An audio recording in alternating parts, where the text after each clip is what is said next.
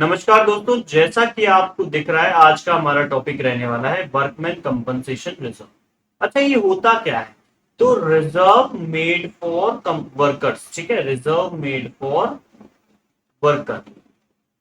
Company के जो भी वर्कर्स होते हैं उनके लिए रिजर्व बनाया गया, उनको कंपनसेट करने के लिए रिजर्व बनाया गया है। मान लीजिए कंपनी में काम करते समय कुछ हादसा हो गया और उनके साथ कुछ घटना घटित हो गई, तो उसमें उनको कंपनसेट करने के लिए रिजर्व बनाया जाता है। तो उसे हम क्या बोलते हैं? WCR या फिर वर्कमैन कंपनसेशन रिजर्व। अब इसमें होते हैं चार केसेस, ठीक है, चार कहानियां इसके अंदर हो जाती है, ठीक है। इसमें चार केसेस बनते हैं। तो केस वन क्या होता है कि केस वन में होता है कि कोई क्लेम ही नहीं हुआ, नो क्लेम, कोई हादसा ही नहीं हुआ, सब सही साथ चला गया, साल भर बीत गया, खत्म हो गया साल, और प्रॉफिट मान लो अब चेंज कर दिया है। तो अब अभी मान लो पार्टनर्स ने प्रॉफिट रेशियो अपना चेंज किया और अभी तक कोई क्लेम नहीं हुआ, तो क्या करना है? फिर केस टू आता है। केस टू में क्या आता है कि क्लेम लेस है, claim amount is less than reserve, ठीक है, लेस देन रिजर्व, रिजर्व से क्लेम का अमाउंट जो है कम। फिर केस थ्री क्या होता है? क्लेम जो है वो इक्वल है, claim is equal to reserve, reserve के बिल्कुल बराबर है क्लेम, जितना पैसा उन्होंने मांगा उतना ही रिजर्व हमने बना के रखा था। और चौथा केस जो होता है उसमें हो जाता है कि क्लेम जो है, ठीक है, आपका जो क्लेम है वो ज्यादा है और रिजर्व जो है वो आपका कम है दोस्तों, ठीक है। तो अब इस केसेस में क्या क्या होता है, तो सबसे पहले हम केस वन को डिस्कस कर लेते हैं। तो केस वन में आपने क्या करना है? आपने डिस्ट्रीब्यूट कर देना है, डिस्ट्रीब्यूट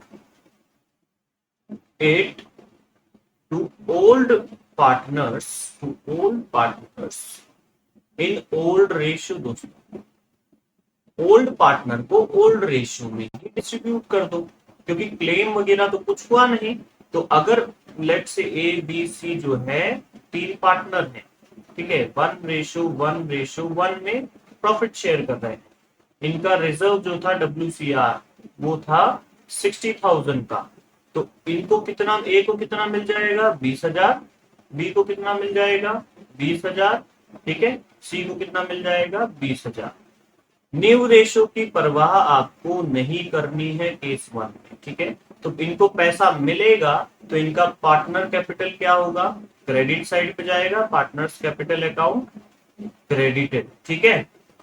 किसके अगेंस्ट में? तो workman compensation reserve account debited, ठीक है। ये आपकी एंट्री बनेगी, ये बात आपको याद रखनी है, ठीक है। अब आ जाता है case number two. Case number two में क्या होगा? क्लेम जो है, claim less than reserve, reserve से क्लेम कम है। जैसे कि मान लीजिए A, B और C, वही केस ले लेते हैं, तीनों का ओल्ड जो है वो 1:1:1 है। रिजर्व जो था आपके पास 60,000 का है, ये वर्कमैन कंपनसेशन रिजर्व, और क्लेम अमाउंट जो है वो आपका 30,000 का है, ठीक है। ये क्लेम आ गया आपके पास कि भाई हमें पैसा दो। अगर वर्कमैन के लिए ही तो बनाया है ना, तो वर्कमैन के लिए बनाया है तो वर्कमैन को पैसा दे दो। तो वर्कमैन कंपनसेशन रिजर्व अकाउंट क्या होगा? डेबिट होगा। और हम दे देते हैं जिसने क्लेम किया, तो टू प्रोविजन फॉर WCR, ठीक है। यहाँ पे अमाउंट आ गया 60,000, यहाँ आ गया 30,000। अब बचा 35,000 का क्या होगा? तो बचा 30,000 जो है वो पार्टनर्स के कैपिटल अकाउंट में चले जाएगा, ठीक है दोस्तों। ये चीज आपको याद रखनी है बड़े ही ध्यान से। अब अगर इसी में हम बोल देते हैं कि केस थ्री हो जाएगा, केस थ्री में क्या होगा? यही सिनेरियो, लेकिन क्लेम जो है वो इक्वल हो जाएगा रिजर्व के, claim is equal to reserve, ठीक है। मतलब इस बार जो है क्लेम अमाउंट 30,000 की जगह 60,000 का हो जाएगा।